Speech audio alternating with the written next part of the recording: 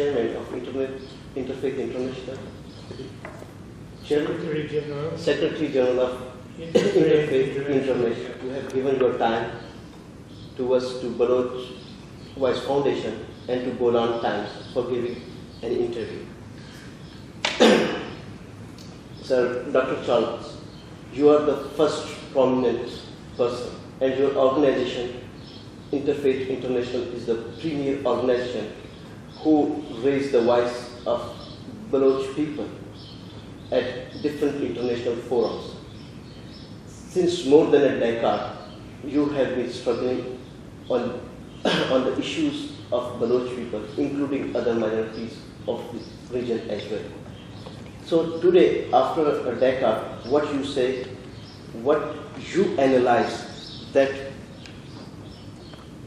what the Baloch issue and the Baloch struggle and the Baloch people have achieved at international forums.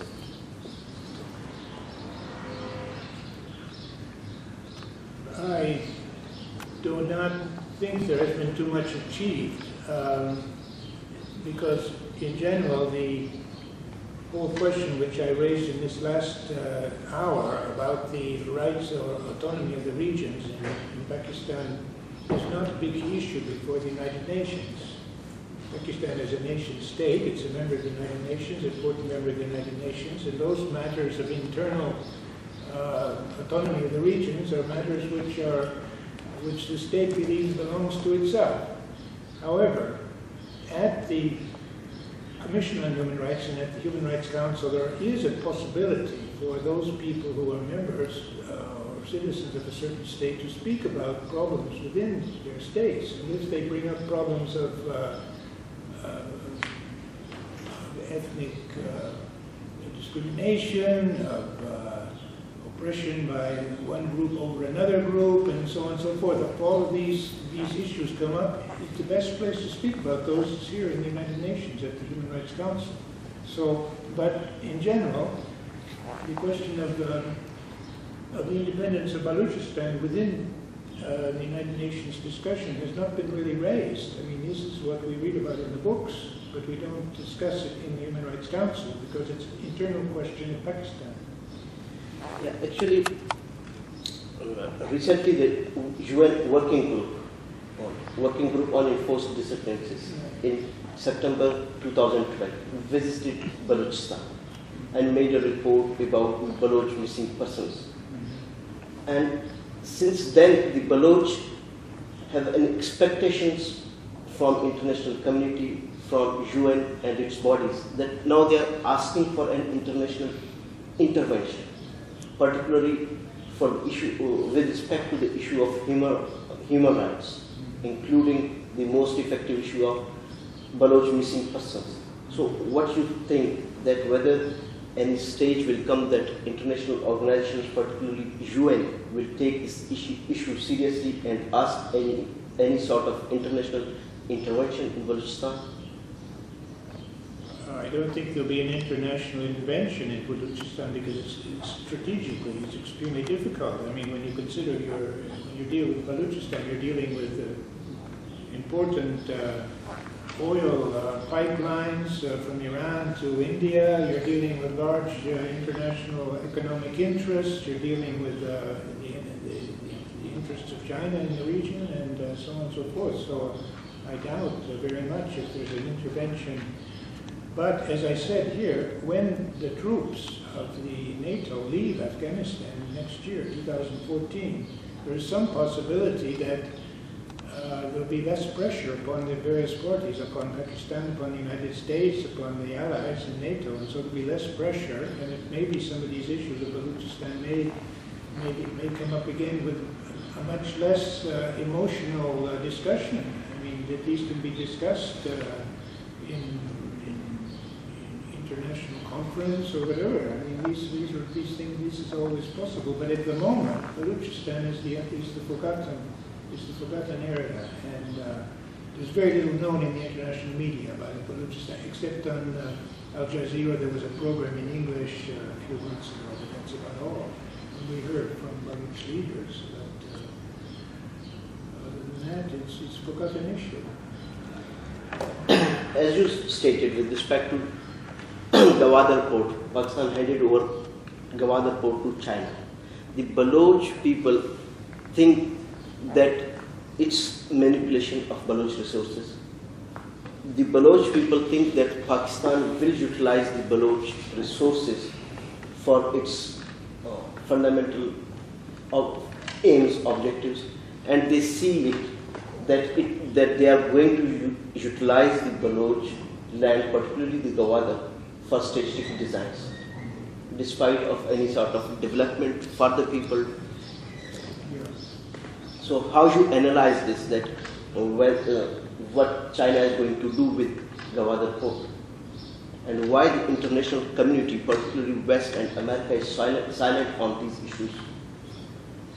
Well, as you know, China also owns about 40% of the port of Athens. I mean, this is not something, and of many other ports, I suppose, in Africa. I mean, this is a phenomenon which even the Europeans are allowing to happen, to take ports and control them because you have the means and the money to do it. But in that argument, people would say, well, the Baloch people are so poor and they're so backward that it doesn't matter if they get the money from that port or not.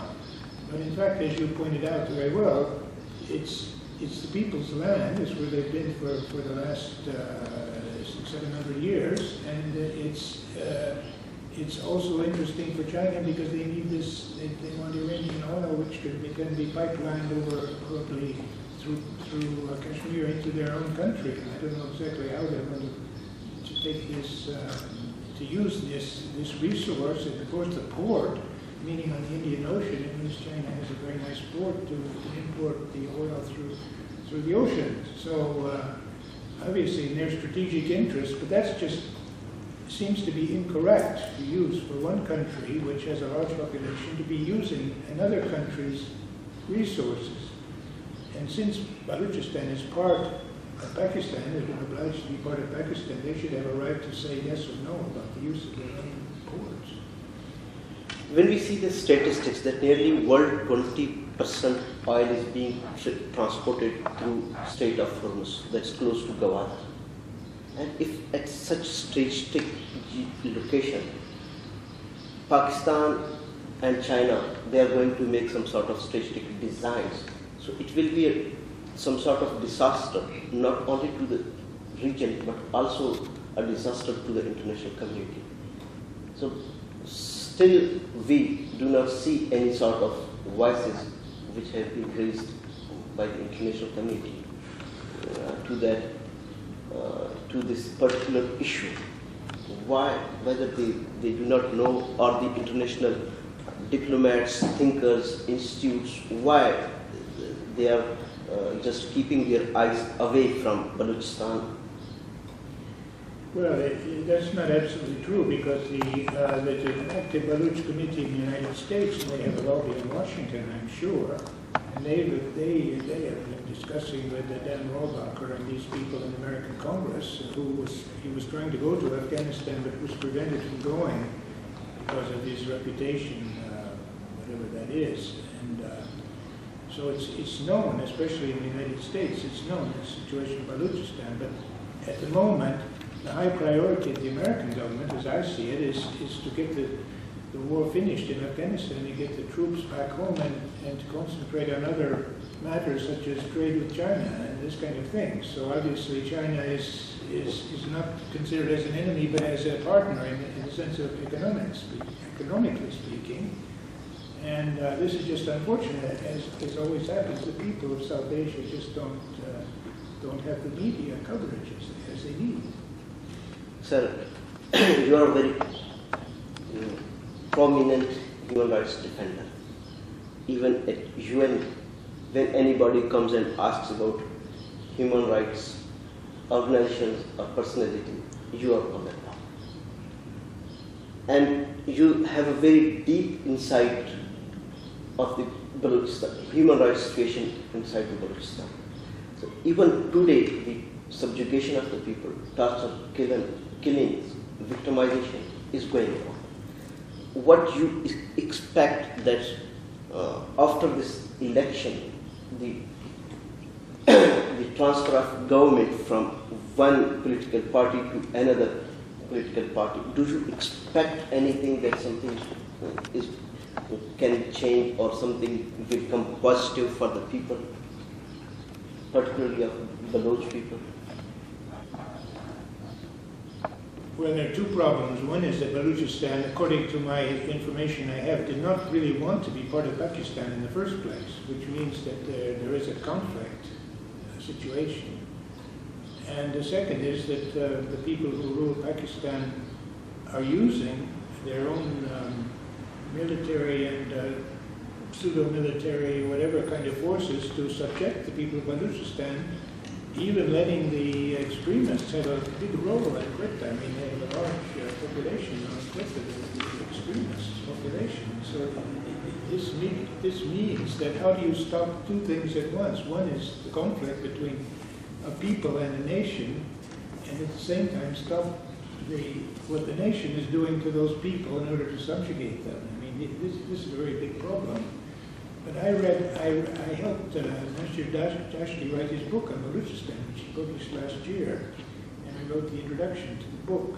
And he traces the whole history of the Baloch people. It's an extremely interesting tradition, which most people don't know. For example, that the Khan of Talat existed for 200 or 300 years, and that this was across national boundaries, and that this was a sort of small kingdom, and so on and so forth. I mean, all these facts, where the Baloch people, how they migrated throughout Iran, and where they came from, and what they are now, all of the whole history of the Baloch people is very interesting. It should be, but Dashti couldn't even get his book published by the Oxford University Press. It's incredible. He had to publish it on his own. I mean, it's just that fact that the movements of people in South Asia have to be better understood, and then the rulers have to be put to the task of trying to solve these problems, particularly in Pakistan, to solve the problem of regional identity. The Sikhs, not the Sikhs, the Sindhis also, there's a big problem.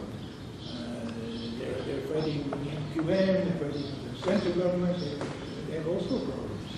And all of these should be, but it's not possible, because in the United Nations itself, it's the nations which count, the nations which have the votes. America has a vote, Pakistan has a vote, and India has a vote, and they can decide what they want in the United Nations, and they are providing the Human Rights Council, they're providing the rooms there. So it's an uphill struggle. But I think for the Baloch, it would be very good if the world as a whole agreed what the Baloch people have gone through in their history. Then they would understand much better what the problem of Pakistan is. Rightly, as you say, that the Baloch people do not expect anything from this election and these procedures. So in the same way, particularly the Baloch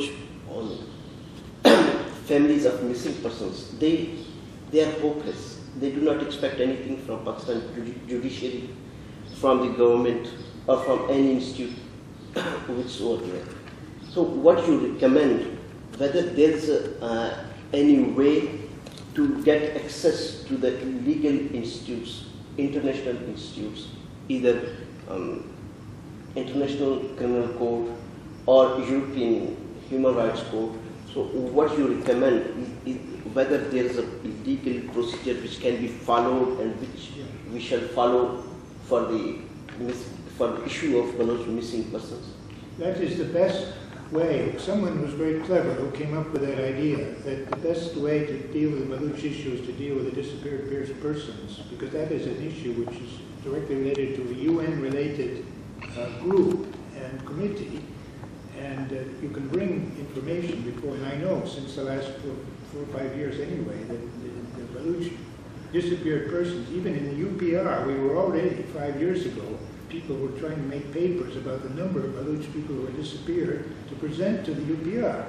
That was already started. Now, even as you mentioned, we even have a special representative of this group has visited, I understand, has visited Pakistan and so on. That was the best, because many of the Baloch were arrested and they're just in prison. They disappeared.